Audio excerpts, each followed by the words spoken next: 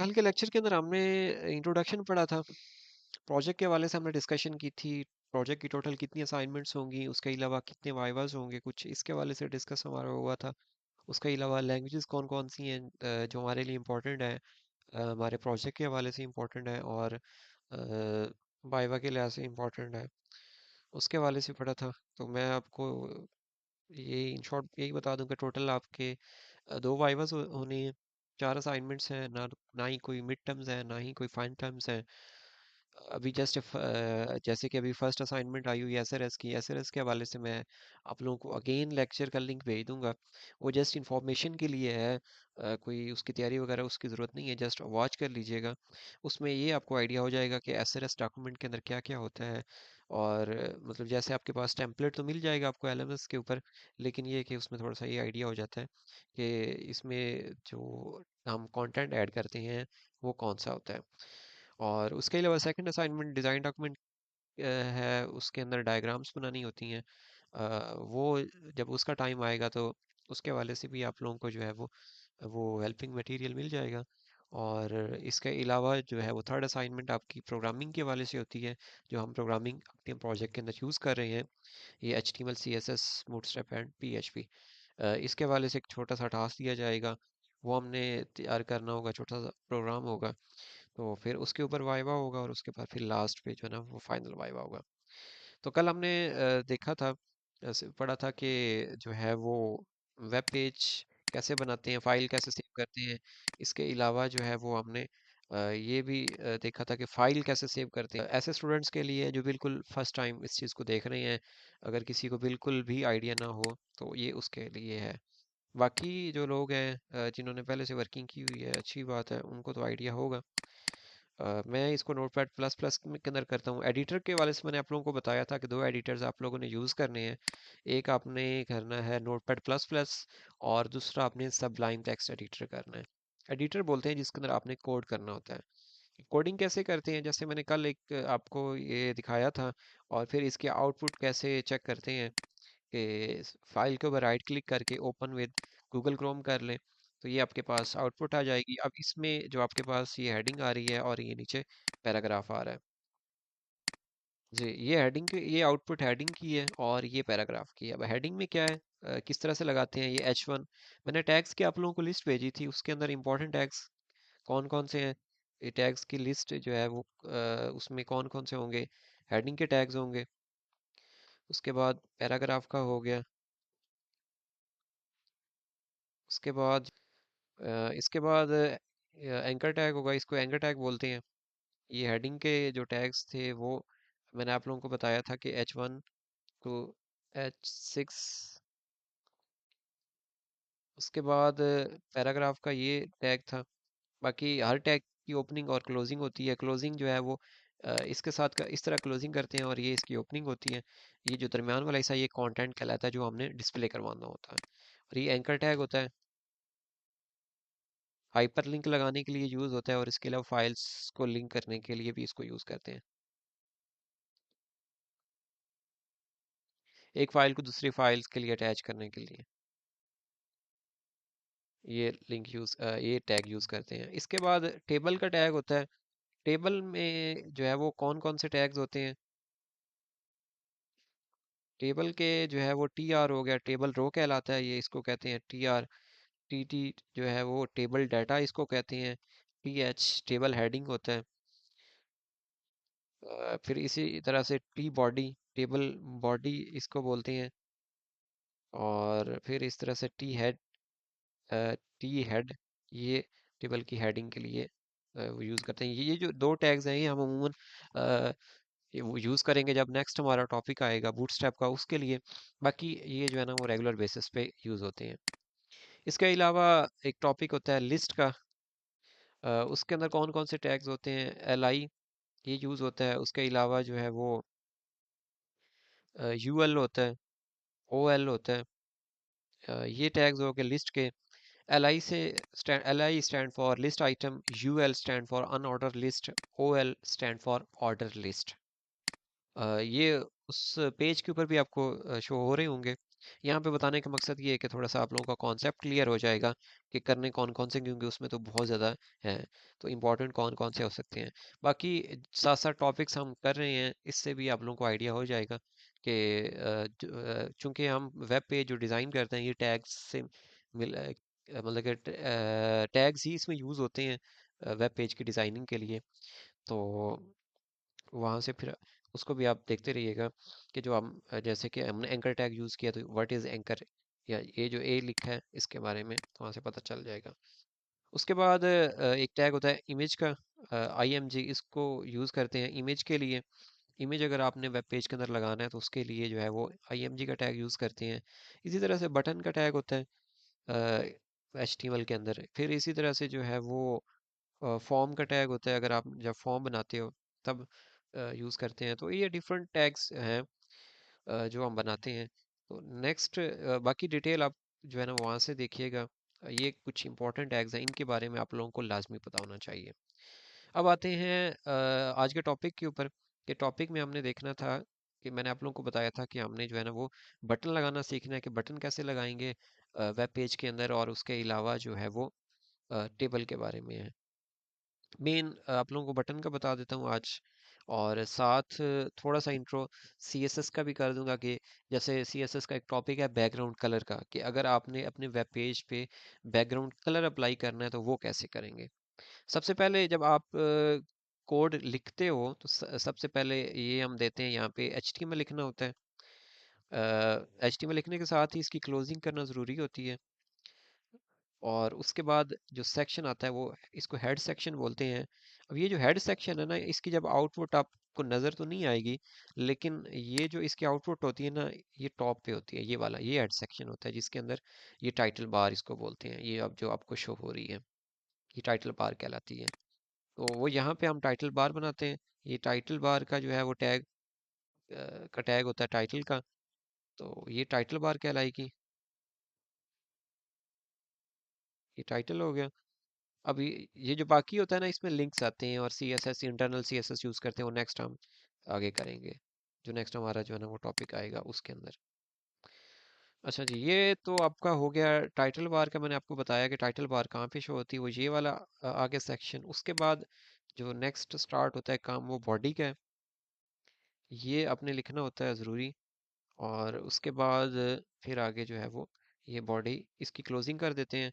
जो कल हमने पढ़ा था हेडिंग के बारे में, जैसे H1 है, तो ये आ गई थी हमारी हेडिंग।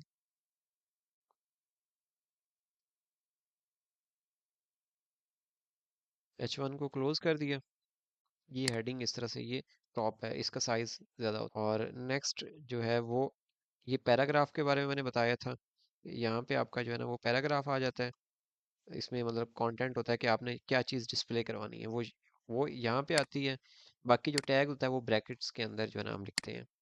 उसके बाद आप मेन टॉपिक पे आ जाएं, तो यहाँ पे एक टैग मैं यूज़ करूँगा BR का, लाइन ब्रेक का इसको बोलते हैं।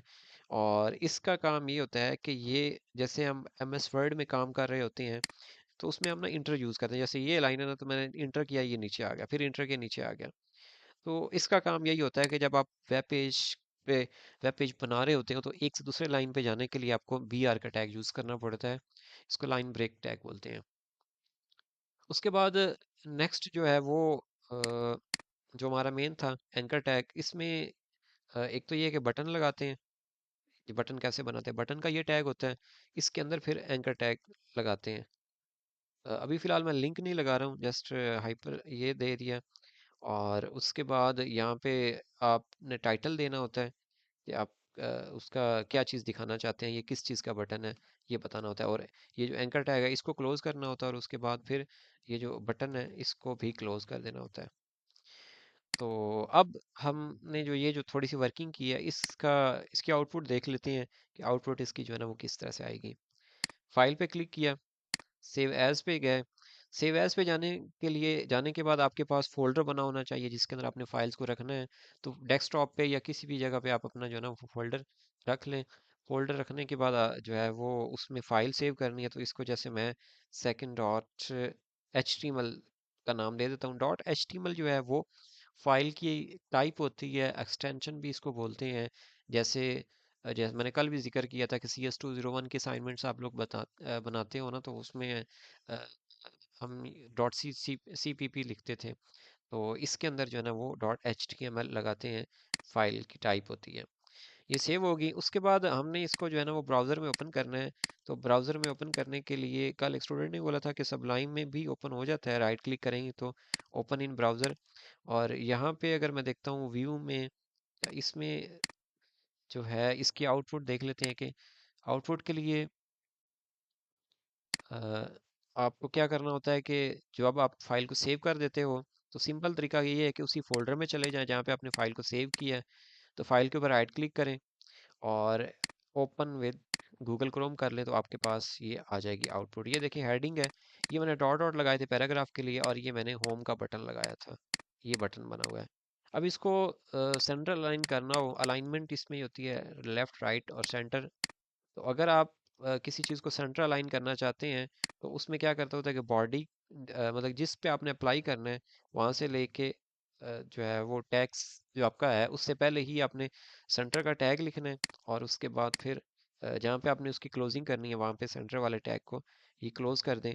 तो ये आपका जितना भी उसमें कंटेंट होगा वो सेंट्रल लाइन शो हो जाएगा। ये देखें मैंने रिफ्रेश किया है, उसकी जो आपका पेज ओपन होगा उसी को आके आपने रिफ्रेश कर देना होता है। तो ये सेंट्रल अलाइन हो जाएगा, ये सेंट्रल अलाइन हो गया। उसके बाद जो है वो मैंने आपसे एक और बात की थी कि CSS के बारे में है। CSS स्टाइलिंग के लिए यूज़ करते हैं। CSS stand for cascading style sheet. आगे इसको इसकी डिटेल बताऊंगा, अभी के लिए सिर्फ इतना बताता हूँ कि अगर आपने कोई बैकग्राउंड कलर लगाना है अपने पेज में, तो या किसी भी टैग पे बैकग्राउंड कलर लगाना है तो उसको किस तरह से लगाएंगे। तो उसके लिए आपने क्या करना होता है कि टैग जो जहाँ पे लगा हुआ उस ब्रैकेट के अंदर आके यहाँ पे स्पेस देनी है, उस टैग के आगे लिखना स्टाइल और इक्वल का साइन डबल कोटेशन मार्क लिख के बैकग्राउंड लिखा डैश कलर। और यहाँ पे क्या कर देना है, इसको मैं क्या देता हूँ नाम दे दिया कलर का कि कौन सा कलर आप अप्लाई करना चाहते हैं अपने पेज पे। तो जब यहाँ पे आए तो उसके बाद फिर ब्राउज़र पे जाके रिफ़्रेश कर देना, तो ये कलर अप्लाई हो जाएगा। कलर आप चेंज भी कर सकते हैं, कोई भी कलर और लगाना हो, जैसे येलो में कर देता हूँ। येलो करने के बाद अब रिफ़्रेश करना ज़रूरी होता है ताकि आपके पास आउटपुट आए। तो ये देखें। तो इसके अलावा जो है वो आप फॉन्ट कलर भी चेंज कर सकते हैं। जैसे ये हेडिंग का है ना, इसमें अगर मैं फॉन्ट कलर चेंज करता हूँ तो इसको मैंने सेम इसी तरह से करना है, स्टाइल इक्वल का साइन और यहाँ पे कलर, यहाँ पे इसको मैं कर देता हूँ येलो है तो इसको मैं रेड कर देता हूँ फॉन्ट कलर इसका। तो उसके बाद अब नेक्स्ट जो है वो इसको रिफ्रेश करते हैं, तो ये देखें। अब इसका आप साइज़ भी बढ़ा सकते हैं। साइज बढ़ाने के लिए सेमी कॉलन लगाते हैं और यहाँ पे फॉन्ट साइज लिखते हैं, अमूमन जिस तरह से MS वर्ड में जो है वो हम कर रहे होते हैं, सेम उसी तरह से। और कॉलन यहाँ पे 24 px बोलते हैं इसको, पिक्सल बोलते हैं, मतलब ये उसकी प्रॉपर्टी होती है। ये थोड़ा सा कम हो गया, इसको अगर आप ज़्यादा कर दें 35 जैसे मैंने रखा है, ये देखें ये थोड़ा सा बड़ा हो जाएगा। इसको मज़ीद अगर मैं बड़ा करूँ 50 कर दिया, तो ये देखें ये मज़ीद बढ़ जाएगा। इसको और ज़्यादा कर दें, सपोज कि 100 px कर देते हैं, तो फिर ये किस तरह से आएगा, ये देखें इस तरह से। इसी तरह से बटन के ऊपर भी वो स्टाइलिंग अप्लाई कर सकते हैं, लेकिन अभी के लिए जो है ना, जो मैंने आपको बताया हेडिंग का हो गया और बैकग्राउंड कलर का, ये दो टॉपिक हैं कलर के, और साथ साइज़ का है जो टेक्स्ट का उसको कैसे बढ़ाना होता है। और उसके अलावा जो है वो हेडिंग का बताया था, और साथ ये बटन का बताया कि बटन कैसे लगाते हैं। दूसरी स्कूल से जो हमारा आज का टॉपिक है, इसमें हमने आज क्या क्या पढ़ा है। यहाँ पे आते हैं, डबल थ्री स्कूल वेबसाइट्स है। आपने क्या करना होता है, ओपन करने के लिए गूगल में जाएं, डबल थ्री स्कूल, ये आप मोबाइल से भी खोल सकते हैं। अ, यहाँ पे आ जाएं, उसके बाद ये HTML पे क्लिक करें, इसके बाद यहाँ पे आके HTML बेसिक पे क्लिक कर दें। इसके अंदर आ जाएं तो यहाँ पे देखें यहाँ पे तो बड़ा डीपली है। मैं आपको मेन मेन चीज़ें करवा रहा हूँ जो हमारे मतलब की हैं। इसमें आ जाएं तो पहले हेडिंग के बारे में ये देखें। HTML headings are defined with H1 to H6। Total 6 tags हैं हेडिंग के। डिफाइन कैसे कैसे करते हैं, ट्राई इट यूर सेल्फ भी करेंगे तो ये देखें, ये इसकी कोडिंग है, ये देखें ये कोड है, और ये है इसकी आउटपुट है। इसी तरह से पैराग्राफ है, तो ये देखें पैराग्राफ में भी सेम इसी तरह से कोड है, और ये आपके पास आउटपुट आ रही है। उसके बाद हाइपर लिंक का मैंने आपको बताया है, एंकर टैग कैसे लगाते हैं।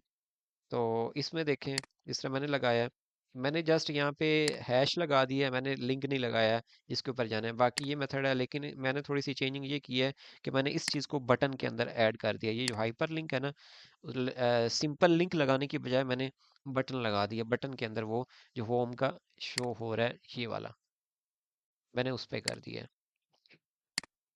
उसके बाद जो है वो इमेज का टैग है, वो इंशाल्लाह हम इमेज वाला कल पढ़ेंगे। और फिर आप लोगों को वही असाइनमेंट का बता दूं, ये असाइनमेंट यही है कि आप जिन्होंने अभी तक वो पैराग्राफ वाला नहीं किया है, ऐसे जो मैंने बोला है, कल वाला टास्क वही रिपीट करना है, लेकिन उसके साथ मज़ीद आपने इजाफा करना है, बैकग्राउंड कलर लगाना है जैसे मैंने अभी आपको ये समझाया है उसके अंदर। और उसके बाद जो है वो बटन लगाना है आपने, ये हाइपर लिंक वाला। असाइनमेंट सुन लें, जो टास्क आपने करना है कल के लिए, वेब पेज डिज़ाइन करना है, ऐसे होना चाहिए जिन्होंने पहले नहीं किया। जिन्होंने कर लिया है वो उसी पेज को मज़ीद बढ़ा लें आगे। उसके अंदर आपने बटन बनाना है और बैकग्राउंड कलर अप्लाई करना है, जैसे मैंने अभी ये आज की क्लास में बताया है। उसके अलावा बाकी और आप लोगों के जो क्वेश्चंस हैं,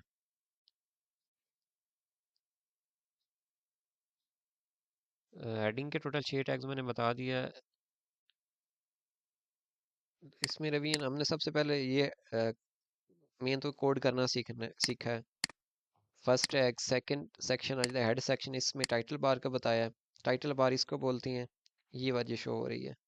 उसके बाद बॉडी ये स्टार्ट आ गई, इसमें हमने CSS का यूज़ किया है कि बैकग्राउंड कलर कैसे यूज़ करते हैं। बाकी वर्ड CSS है क्या, इसमें और क्या क्या होता है वो फिर आगे की कहानी है।